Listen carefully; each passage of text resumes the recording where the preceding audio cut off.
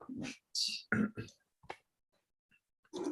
right, so hello everyone. I'm Amy Antonucci. I'm a New Hampshire Peace Action board member, and I'm really glad to welcome you to New Hampshire Peace Action's Peace and Justice Conversation Series online.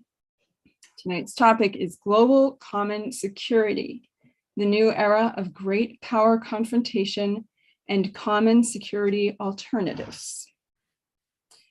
For 40 years, New Hampshire Peace Action has been educating, mobilizing, and organizing to build a more peaceful and just future for all, based on cooperation instead of competition and conflict, where mutual benefit and shared security lead to a more peaceful and just global community.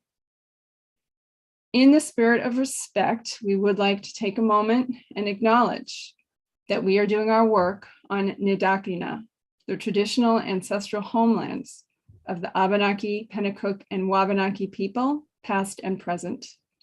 We honor with gratitude the land, the waterways, and the people who have been stewarding throughout the generations. A quick reminder on Zoom etiquette. We love when you keep your video on. We're really happy to see you. But we do ask that you keep your audio muted, and for the moment, use the chat to ask questions. We will likely have time later for people to raise hands and speak themselves, but let's start with the chat. This every other week online conversation series has been a way to help us engage, learn, and figure out how to make changes that we've been yearning for and working for a really long time. It's a way that we're keeping these going as a way of not returning to business as usual for us here. So as many of you, I'm sure, have noticed, we have entered a time of really increasing tensions between US and NATO and both Russia and China. Ukraine and Taiwan are just two examples that we recently have seen a lot of in the news. What could we be doing instead is the question that we want to talk about tonight. And Joseph Gerson is going to join us to explore these issues. Joseph is a longtime peace, justice, and disarmament activist. He's president of the Campaign for Peace, Disarmament, and Common Security, vice president of the International Peace Bureau, and co-chair of the Committee for a Sane U.S. China Policy. He works closely with peace organizations and peace advocates all over the world, and has been the author of some wonderful books, including Empire and the Bomb: How the U.S. Uses Nuclear Weapons to Dominate the World. He last joined us in February on the cusp of some big global war and security news that we've been living since then. And we're really happy to have him back. One thing I feel many of us have noticed is that the trajectory we continue to head down is dangerous, unsustainable, and doesn't work for so many people on the planet. And the opportunity to talk about alternatives is really welcome, and we're just so glad to have him. So Joseph, welcome. Thank you for being with us, and I'm gonna turn it over to you. Thank you, Amy. Thank you for inviting me. I want to kind of pick up on one of the pieces you said in the introduction. If people who are don't have their video on would be kind enough to turn your video on, it means I'm not talking to a half blank screen. And if we think about the time before the pandemic and the pleasure of meeting together and engaging, we just get a little bit closer to real communication there. So if people would be that kind, it would make it easier for your speaker. I also need to say that last night I ended up with a computer problem. My primary computer with my PowerPoints and so on decided it didn't want to turn on. So I'm working here without a PowerPoint, and we'll kind of move in a kind of conversational mode.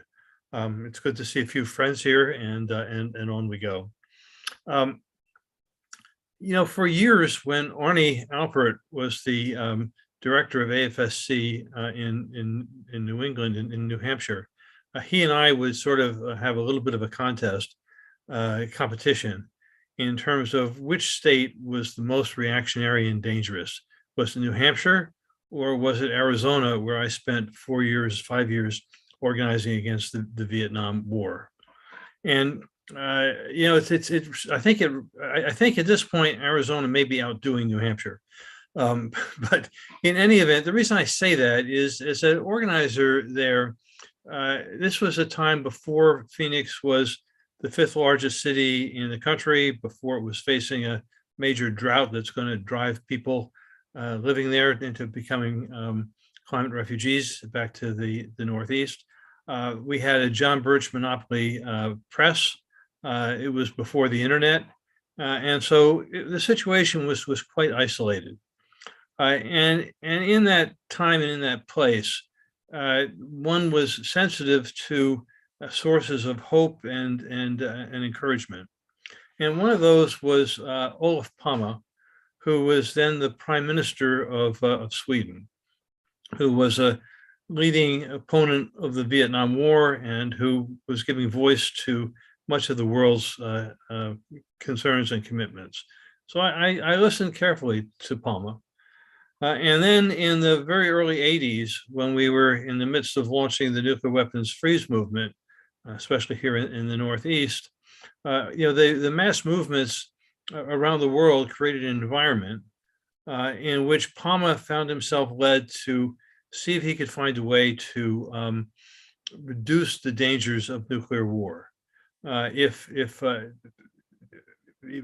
he thought that by bringing together some of the most senior figures from the Soviet Union, from the United States, from Russia, from Europe, that perhaps they could find a way to stanch the spiraling arms race, which was bringing us increasingly dangerous to a nuclear war.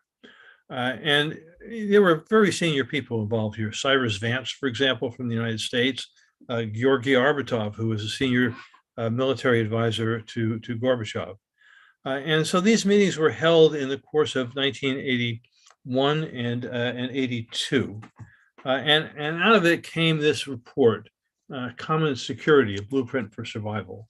And what they concluded was something kind of obvious and basic, which was that when rivals are in competition and one does something to increase their leverage over the other, a new weapon system, for example, or a new military doctrine, the other will inevitably respond with spiraling up by increasing their ability to inflict danger and death. And so you had a spiraling arms race. And the question was, how can that be halted? And with common security, they developed the concept that no nation can achieve security on its own. It can only achieve security in partnership with its rivals. It may not be sweet, nice people on both sides, but this is hard reality. And by naming what the opponent was doing, the rival was doing, that was experienced to be most threatening, and then having very tough-minded diplomatic negotiations as to how that threat could be reduced in ways that didn't undermine that country's security, that would provide a way forward. And so that was the foundation initially in the 1980s for the negotiations that led to the INF Treaty, the Intermediate Nuclear Forces Treaty, that basically withdrew intermediate nuclear weapons from across Europe and functionally ended the Cold War in 1987 before the Berlin Wall fell. So we have that as a model, as a foundation, as a paradigm that exists, and which, as people thought, well, the Cold War is over, we don't need to worry about this stuff anymore. As the United States was sort of peacocking in its role as the world's sole superpower, unipolar moment, and people began to think that somehow we didn't face the dangers of nuclear war. This sort of was lost to memory in many ways. But now we find ourselves in the situation, which is Amy was saying, extremely dangerous situation. It's parallel in some ways to the very first years of the Cold War in the late 1940s and early 50s, when there were no rules of the game, no agreements then between the United States and the Soviet Union as to how the increasing military competition would be played. And the game was wide open. And we face increasingly that situation now, but in a context in which I'm afraid to say our US leaders are practicing what was once called arrogance of power. The idea that somehow we have the inherent right to dominate, that our manifest destiny, the white Christian dominant culture is wanted by everyone, and that's just the way it's going to be. And if you mess with us, well, we're going to mess with you harder. So we have the situation now with the war in Ukraine. I'll come back to say a little bit more about how that was sparked, and with China, which over the longer term is likely more dangerous. And so the priority for us has to be how we address these. In my position with the International Peace Bureau, I was able to initiate a process which involved the International Peace Bureau, the Olof Palme Foundation or Center in Sweden, and the International Trade Union Confederation, which has a meager membership of about 200 million people in 60-some countries, to do a year-long study and process to develop a vision for common security now in the 21st century. I should later on I'll type in the URL where the report can be found. But simply to say a commission was created, which included some leading figures from close into the governments in Russia, in China, across Europe, here in the United States, and report with quite a number of recommendations was developed. We can go into them in greater detail later. Let me say a little bit about some of the specifics and the needs to create and paths to create common security in this period. We're in a situation in the Ukraine war, which has been described as a Cuban Missile Crisis in slow motion. We know that we have something like stasis at the moment. The Ukrainians are maybe trying to launch a new counteroffensive along the Black Sea coast, but we're in a period where both sides are being bled hard, both in terms of human power, but also in terms of national wealth, and it's having a huge impact in certainly in Europe, less so here. I mean, one thing we need to, I think, be aware of and watch out for in the future is that the energy supplies in Europe come the winter are going to make life very, very interesting. It's going to be cold. Factories are going to be shut down. In Germany, people are talking about the German economic miracle having essentially been fueled by Russian gas, less so oil. And so now they're looking at much greater reduced oil and gas, a very hard winter, and concerns that there are going to be massive demonstrations in the streets that will open the way for more right-wing forces to come to bear. So we're in an interesting situation. In terms of nuclear weapons, we're in a situation where Russian nuclear doctrine says that if the Russian state is in jeopardy, they can use nuclear weapons. The Russian state does not now seem to be in jeopardy, but the reality is, if with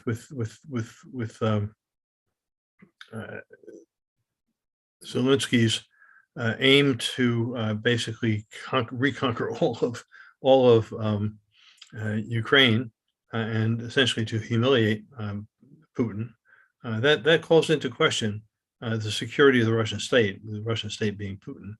And similarly, if the war is drawn out into an Afghanistan-like manner, we face the danger that the Russians will decide to use tactical nuclear weapons to terrorize the Ukrainians into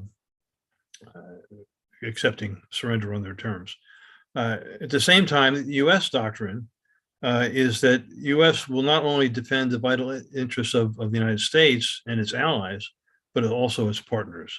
And it's very clear that Ukraine is certainly a partner of the United States. Let me say a little bit more about the background to this war.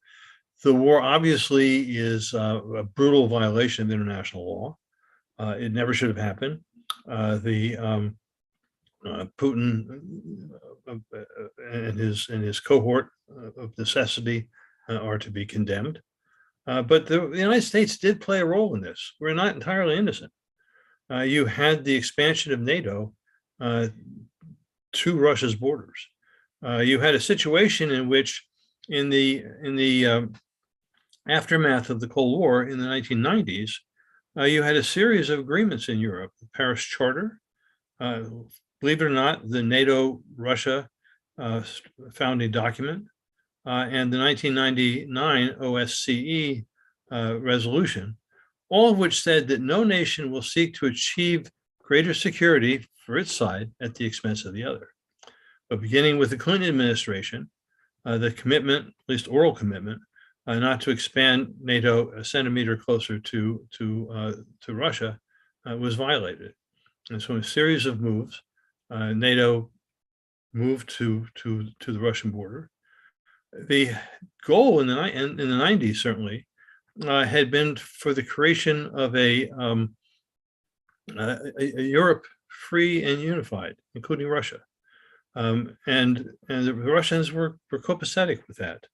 But with the expansion of NATO, that began to be put in doubt. And then you had, against the advice of both George Kennan and Fiona Hill, the commitment, the offer to welcome Ukraine and Georgia into NATO. That was the breaking point for Putin. He gave a warning. He spoke in Munich about how dangerous that was, but the U.S. continued to press for their inclusion in the 2008 war over Georgia, and now against the wall with Ukraine. In many ways, all of the diplomatic contacts, or nearly all diplomatic contacts, are broken.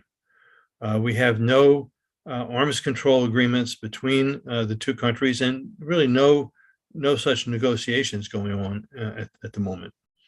There are some track 2 discussions, which basically involve senior people from Russia, from the United States, from Europe, which have been proceeding initially with the hopes of avoiding the war, and at this point beginning to feel out what might be possible from in terms of creating strategic stability.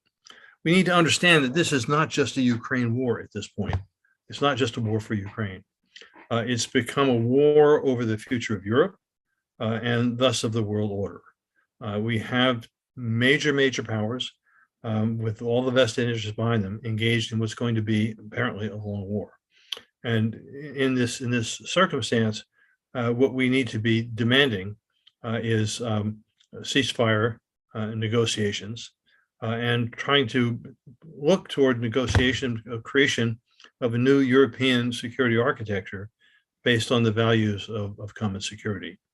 One of the calls that's been coming out of the both out of the European peace movements and then from some fairly senior elite figures and circles has been for a meeting of the OSCE, the Organization of Security and Cooperation in Europe, in 2025 to begin the process of putting things back together in ways that will be very different, and which, in the context of U.S. pursuit of not pursuit, just a habit of the arrogance of power, will make it difficult.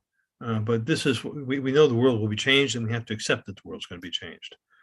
So we have that. At the same time, we have just, again, the raw arrogance of power in relationship to China. And we need to understand this in the context of what's been called the Thucydides trap. Thucydides was the Greek historian of the Peloponnesian War. Some people laugh at me when I make reference to ancient Greek history in terms of our current crises. But what he was saying when Athens went to war with Sparta, as he analyzed it, what he saw was it's a historic pattern, that there's inherent tensions between rising and declining powers. When you're looking at major powers, in most cases, unfortunately, they've ended in catastrophic wars, as in the Peloponnesian War, as in World War I, as in World War II. And what we're facing with the United States and China is a classic confrontation of rising and declining powers. Again, we in our society, we tend to think in an ahistorical way, if we think at all, whereas in China and much of the rest of the world, history is central to identity. So, the reality we have to appreciate is that for now about 125 years, beginning in 1898, the United States has conquered and then maintained an Asia-Pacific empire, right? Beginning with the conquests of the Philippines and Guam in Asia, Puerto Rico, Cuba here in the Americas, and while the Second World War in Europe was won over Nazism and fascism, if it would prevail, in the Asia Pacific, it was a war between competing empires, between the U.S. empire, the rising Japanese empire, and the British Empire. And the outcome, of course, was that the American empire prevailed. And for almost 70 years, the Pacific was described as an American lake. We have military bases surrounding China. We have a whole network of foreign military bases, hundreds of them. South Korea, Japan, the Philippines, where we still have military access, Australia, and to a significant degree, even India in the Quad. China, meanwhile, has become perhaps the world's most powerful economy. It has a huge population. There is in its elite and in its opinion makers a sense that China, for most of recorded history, was the world's leading country, that it suffered terrible humiliation as a result of European and Japanese and U.S. colonialism, and now they're standing up, as Mao said, and they do not want to be contained. U.S. policy has been focusing on containing them, and again, one doesn't have to be an apologist for Chinese, say, violation of human rights would be an understatement in terms of the Uyghurs, in terms of Hong Kong, in terms of freedom of speech, increasingly under Xi. But they are a power. They're a dynamic society.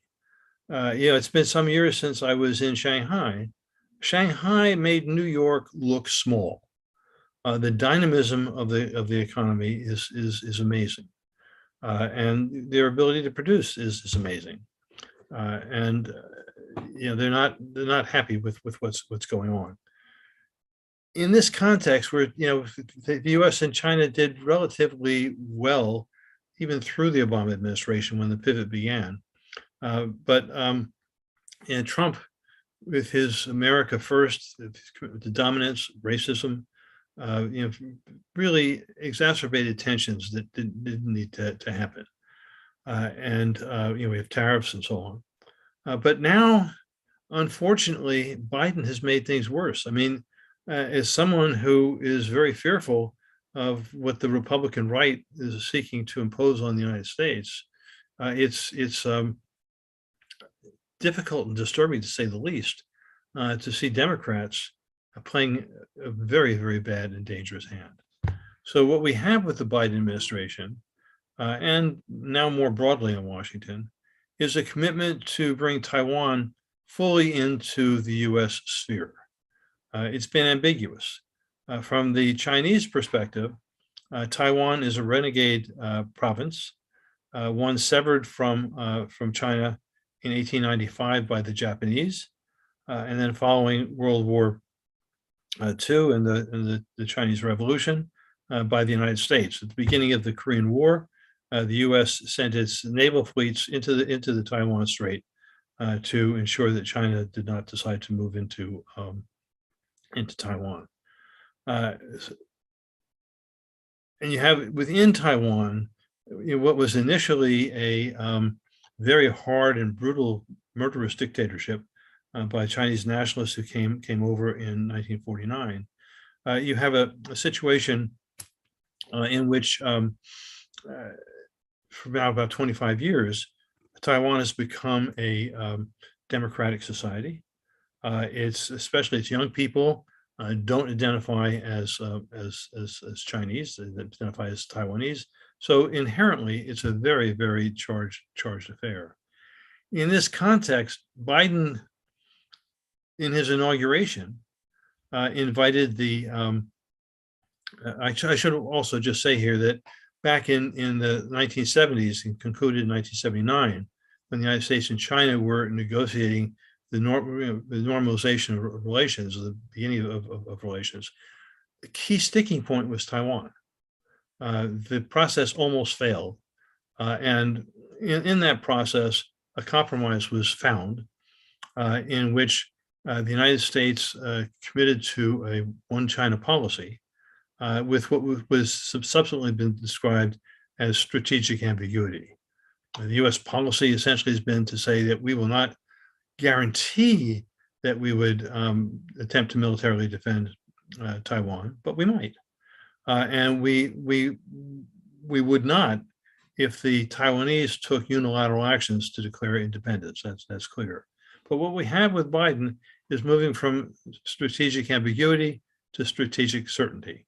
He's repeatedly said that the United States would defend Taiwan in the case of Chinese invasion, attack. And consistently, beginning with his inauguration, they've basically put their finger in Beijing's eye. So at the inauguration, for the first time since forever, the pseudo ambassador from Taiwan was invited to the inauguration. Symbolism is important. We've had increased military sales. Beginning actually with the Trump administration, we've had increasing numbers of high-level delegations going to Taiwan, and signaling the U.S. commitment to defend. I have to say that Nancy Pelosi and then my Senator Markey's recent trips to Taiwan were just absolutely disastrous. Classical arrogance of power, putting their thumb in the Chinese eye, and the Chinese are not the Chinese of 1950 or the Chinese of 1940 or 1930. So what we had was the Chinese response with the military, naval, and Air Force operations all around Taiwan, signaling their capability to blockade the quasi-nation, and similarly the display of their missiles with which they can certainly destroy Taiwan. And then to appreciate, just as we're facing the economic catastrophe, I guess 2 points to make here. So we're facing the economic catastrophes from the Ukraine war, as you can read in extended articles in today's New York Times. Taiwan is the world's leading producer of the most advanced semiconductors, vital to the global economy. And were that supply to be interrupted, the global economy would shudder. You have that. And then the last thing to say before looking towards some of the common security alternatives here is to look at nuclear policy. People here will remember that in 2017, Biden had said that he thought the sole purpose of U.S. nuclear weapons should be only for deterrence, only in the case of attack by nuclear weapons against the United States. And the hope had been that when his administration did its nuclear posture review, that would be the policy that emerged, but it didn't. The United States has a first use doctrine. It's basically been that doctrine that's been exercised repeatedly in much the same way that Putin has done in Ukraine, threatening nuclear war in order to prevent others from taking particular actions, not necessarily nuclear. And the discourse in Washington became that if the U.S. moved from a first strike doctrine, it would be an invitation for the Chinese to invade Taiwan, and so therefore it couldn't be given up. So this is the situation we face. It is extremely dangerous. We have major political forces engaged in this. I had a conversation off the record with one of the most senior members of the Armed Services Committee about 2-3 weeks ago, in which he said he was quite willing to risk nuclear war in order to ensure Ukrainian control of the Black Sea coast. So this is certainly as dangerous as it was in the early 1980s when the Common Security Report was made, and likely as dangerous as it was in the very first years of the Cold War. So what do we need to do? You know, I've been a peace activist and abolitionist and absolutist, you know, for the better part of 50 years at this point. But as we face this crisis, or set of crises, it's become clear to me that our priority has to be preventing war. Our priority has to be pulling the major powers back from the brink. It means not getting everything we want or as humans need, but let's look at it. We have two existential crises at the moment. Not only the danger of nuclear weapons, but Lord knows we're experiencing climate change in a disastrous way now, and it's only just beginning. We're not going to have the kind of progress that we need to protect future generations. And increasingly, it's not so much a question of future generations, but existing generations now, unless you have cooperation, especially between the United States and China. You know, it's important, you know, there's the talk about and the theory about rational actors, that the government leaders are rational actors, that they'll ultimately do what is rational in the interests of their countries. And in this context, it's pretty clear that rational actors will take the struggle for, will reduce the priority they're being given to establishing hegemony, whether it's in Asia Pacific or whether it's in Eastern Europe, to the question of human survival. And the common security paradigm provides a way for us to do this. So what does it include? Well, one of the things it includes is renewing, even in the midst of the war, strategic stability conversations with Russia, and similarly with China. I mean, at this point, diplomatic contact on both sides is essentially gone. We need to be able to, as much as I have no particular love for militaries, we need to have the most senior military leaders talking to one another, establishing rules of the road, so that when one excited young U.S. or Chinese naval officer in the midst of a very close encounter and provocative actions decides to launch a rocket, it doesn't escalate into a nuclear confrontation. It means the United States, in deed as well as in words, reaffirming the One China policy and encouraging Taiwanese-Chinese negotiations. In relationship to Ukraine, you know, people may not know that Representative Jayapal, who's the head of the Congressional Progressive Caucus, has initiated a Dear Colleagues letter addressed to Biden, in which, you know, for a number of peace organizations, it was a very hard letter to sign on to, because it praises Biden and praises Biden providing the military support to Ukraine, but it breaks ranks and tries to break the ice by saying the priority has to be working for a ceasefire and a negotiated settlement. So we have to move to change the kind of American arrogance that is at the root of what will be a disaster if we don't move to adopt a set of policies and diplomacy that recognizes we are one very major power in the world, but not the only one. and that we need to pursue our common interests.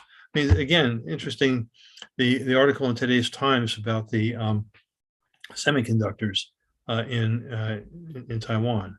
It basically argues that China is not going to be able to become totally self-sufficient in building the most advanced semiconductors, because the whole process of building semiconductors, from the research to the technology, is a deeply international project. And so, I was talking with a guy in Washington, a guy who's actually working for peace in Ukraine, and he plays the game in Washington, which does not come easy to me. And he was talking about the need to make some compromises with America first. The reality is that the America first worldview is ultimately suicidal. And we have to find ways to change the discourse. And I don't live in New Hampshire. I don't have my fingers and my mind on the texture of the political process and discourse there, how the discourse has changed. But these are the kinds of things that are needed. Let me just say that in terms of the Common Security Report, if you just go, and I'll see if I can type it in here with this funky computer I'm working on. Try to do this. Yeah. There's a funky computer.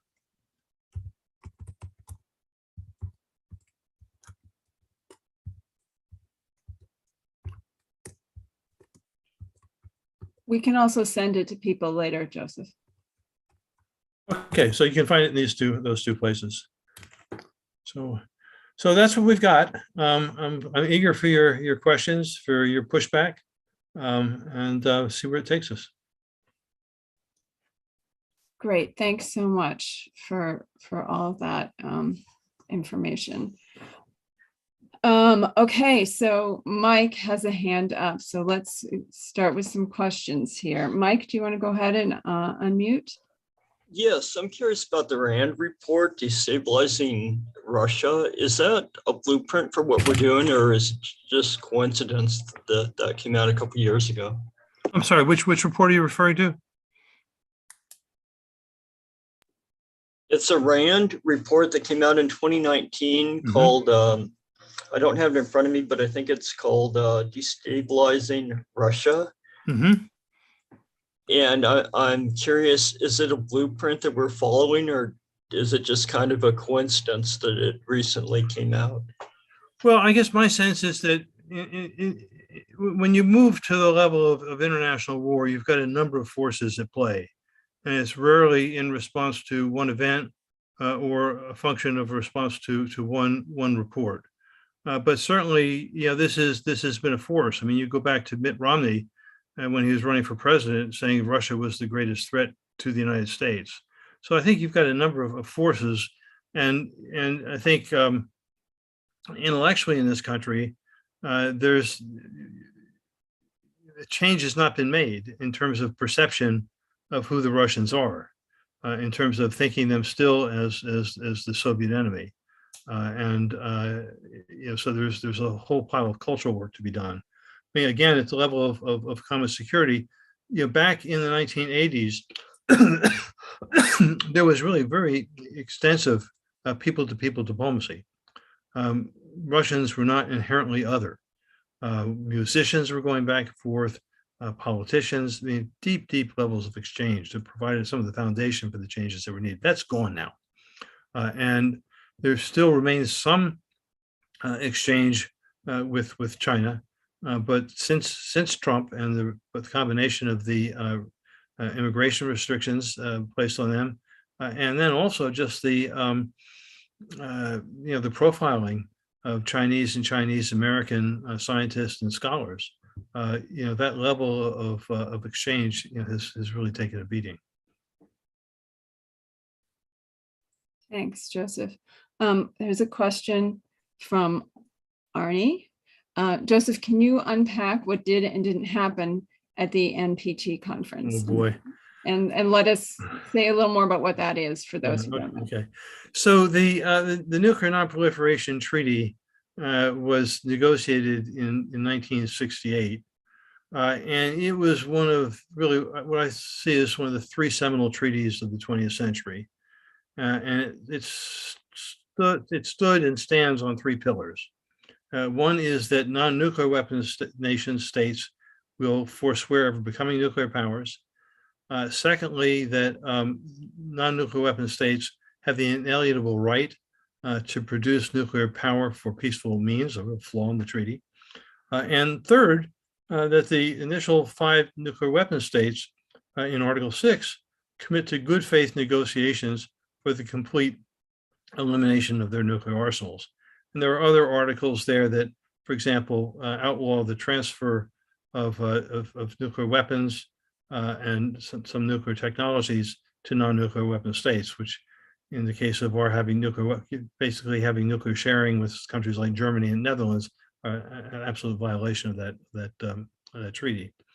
So every 5 years, except when there's a pandemic, when it becomes 7, there's a review conference held at the United Nations, in which all of the countries, it's about 190 or so, who have signed the treaty, come together ostensibly to hold one another accountable to fulfilling their part of the treaty.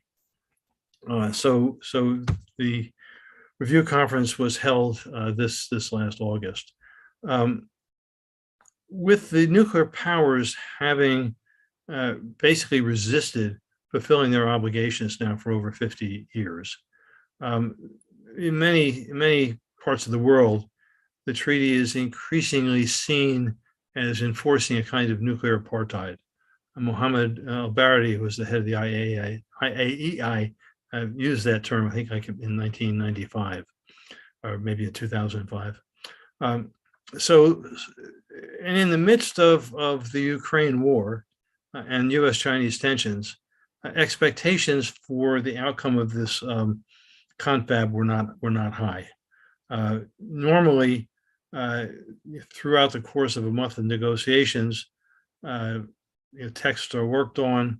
In 2010, we actually had a successful treaty review conference in which commitments were made to fulfill 13 different moves toward nuclear disarmament over the course of the coming years. I think at last count, 1.5 of them had been fulfilled.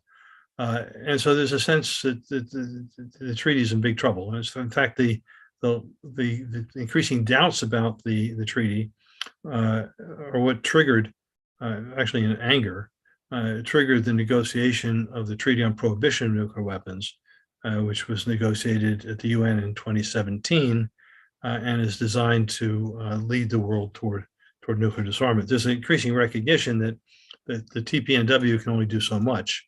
It actually has to reinforce the NPT. So maybe a bit of shop talk there. So they came together at the United Nations. One way to understand how it began was the United States, France, and Britain basically put forward a position that celebrated the responsible nuclear powers, them, ignoring the fact that they've each and all have repeatedly threatened to initiate nuclear war and are updating their nuclear arsenals. But there are bad nuclear arsenals, the offensive nuclear arsenals like the Russians and the Chinese. So it got off to that kind of a start. There's some openings and some good things that happened even in the middle of a mess. So, for example, the Mongolian delegation was there to try to expand the range and possibilities of nuclear weapons-free zones in this context, and to build some cooperation. In the end, the Ukraine war was in the draft versions of it was subtly diplomatically condemned, but the tipping point and in the negotiations, it's interesting because even as they are arrayed against each other, the nuclear powers sometimes cooperate among themselves to hold on to their privilege and power. So under their joint efforts, the draft statement, final statement, was dumbed down. It was watered down, but it looked like even that might be approved. But there was a reference to this. I'm just going to mispronounce it. The Zaporizhia nuclear power plant and the dangers that it posed in the middle of this war, essentially the world's nations wanted that included. The Russians said no, and in a process in which there needs to be unanimity, there was no final agreement on anything coming out of the NPT. So we're now in a situation where the only encouraging light in the current nuclear context is that the U.S. and Russia have both said that they want to begin the negotiations for a follow-on treaty to New START. They're both honoring it and want to do a follow-on treaty, which is something that we'll need to support if it happens. But it's going to, that treaty expires in 2026, and there's not a lot of time. I mean, it's interesting. I've been participating in some forums that are not my usual home, and when you have things like uncertainty about how to control cyber warfare, how to negotiate agreements that would prevent one side from hacking into the command and control systems of the other, how you deal with the new weapons that are being developed, it's not going to be easy. And I think on this side of the NPT review and of the TPNW, first meeting of states parties in Vienna in June, that major forces in the world's nuclear disarmament movement are going to be considering, what our priorities are, how we should organize over and above the obvious demand to cut military spending and to cut the spending for the whole new range of nuclear weapons. Thanks, Joseph. Okay, we have another hand up. Richard is up now.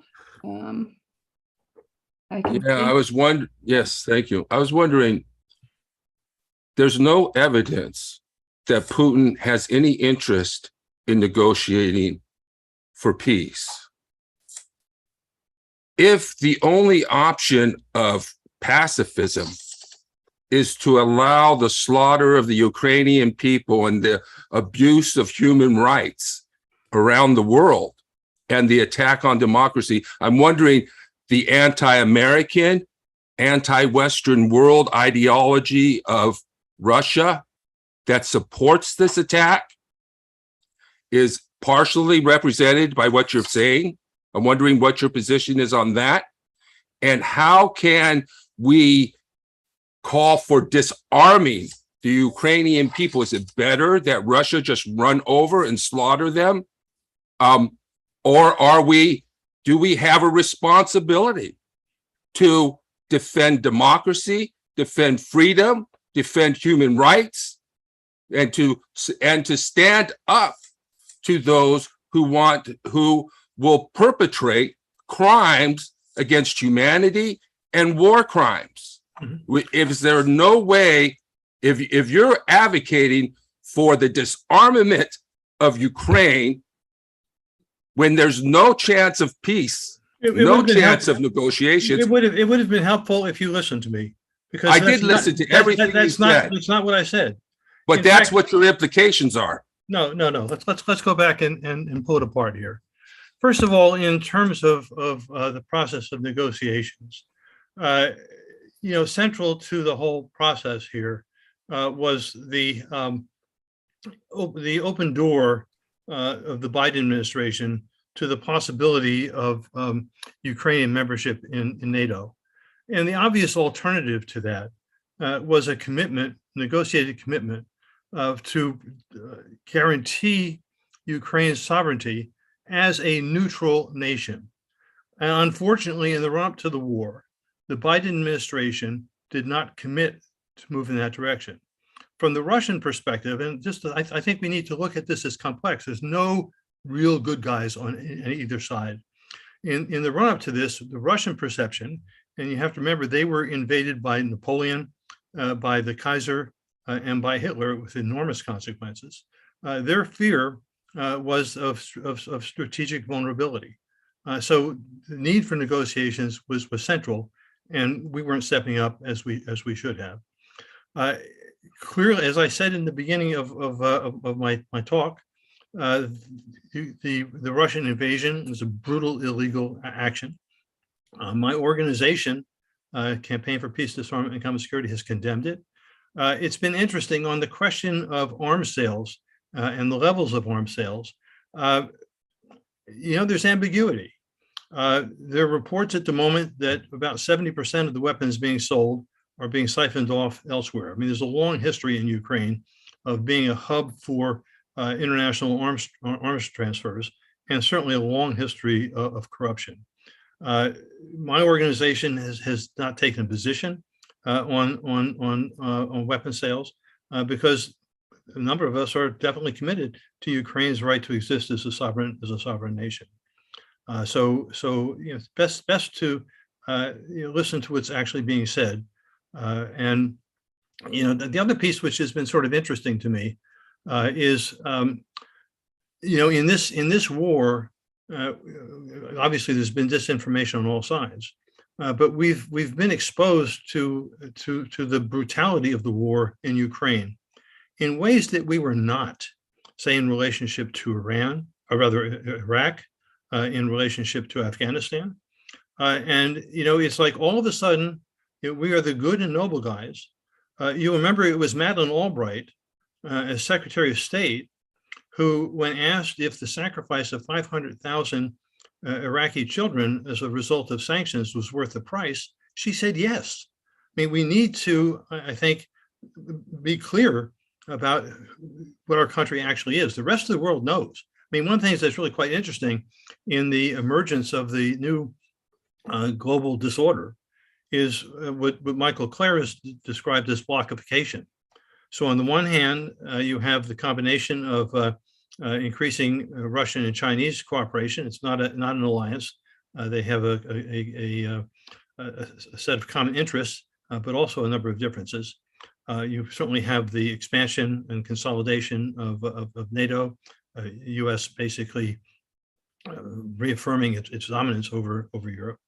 And then interestingly, as you saw in the vote in the UN General Assembly on the resolution to condemn the war, about a third of the world's nations abstained.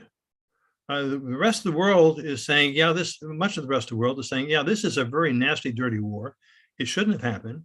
But how can we condemn Russia when we didn't condemn the United States? And so, I think one of the challenges for us, and Amy began this session with an acknowledgement of the people who were on this continent and in New Hampshire before we were, right? And there's a long history here, which has its wonderful elements. I mean, the invention of the concept of representative democracy is reflected in the Declaration of Independence and the Constitution, which has not been universally or consistently honored. But we have to recognize that we've done some pretty nasty things, and the rest of the world doesn't ignore them. So we are needing to move towards wrapping up here. It's possible that after the official wrap up, we might be able to stay on the line for a little more conversation. We'll see how Joseph feels. But I do need to say some wrap up pieces here. One thing though that I do want to put out there that I see in the chat is that some folks have asked about how to follow up with you further, Joseph, if you are willing to give contact information for further conversations, questions, I don't know, maybe programs. Can you talk about how to reach you? I'm putting it into the chat. Okay, great. Thank you. And yeah, there's a lot more. This is a big conversation. We appreciate everyone coming and we hope to continue. One of the things that New Hampshire Peace Action did notice is that even while more attention, we've done programs on Ukraine and Russia for years, but even as attention has gone more in that direction, the opportunity for really nuanced conversation has been difficult. So we're really pleased that all of you came with your questions and your thoughts, and that we were able to get into that a little bit tonight. And are so grateful that Joseph was able to be a part of that. So let me just let you know that we'd love you to stay in touch with us, nhpeaceaction.org, or look us up on Facebook, and you can learn more about what we're working on and what's next in our conversation series. I will say that one of our focuses lately has been on Yemen, a war in which the U.S. is a huge supporter and is now been implicated in many war crimes for our part in that. In terms of programming, here's a few things coming up. Monday, September 12th from 7 to 8. Join us for our next Peace and Justice conversation. This one focused on 9/11 and Afghanistan 21 years later. It will be led by Kelly Campbell, who is a co-founder of September 11th Families for Peaceful Tomorrows. She's gone to Afghanistan most recently in March 2022 on an American Women's Peace and Education delegation to advocate for women's rights, humanitarian aid, and unfreezing of Afghanistan's bank funds that the U.S. continues to hold. On Monday, September 26th, 7 p.m., we'll discuss how excessive military spending affects us locally with Sarah Jane Kanoy, Executive Director of the Granite State Organizing Project, a partner with New Hampshire Peace Action. And then don't forget, Friday, October 14th, starting at 5:30 p.m. and sadly moved to Zoom these days. We're going to be celebrating 40 years of working for peace. We'll be joined by former staff to talk about their experiences with the organization, and we'll all reflect on the work that we've done together so far and build some capacity for continued struggle for a more peaceful and just world. You again can see what other programs we have coming up on our webpage, and the series is free, but we welcome your support. You can also access that through the webpage, and I will put those links in the chat as well. Again, we really appreciate the folks coming, and I know that there are more conversations to be had here, and there are some links in the chat. If people want to save the chat to get those, please go ahead and do that. We're going to be shutting down the live stream. Joseph, can you stay a few extra minutes? Sure. Yes. So if you do want to stay for a few more minutes, I know, like I said, we're sorry not to have gotten to everyone's comments and questions, but we can hang in a few more minutes.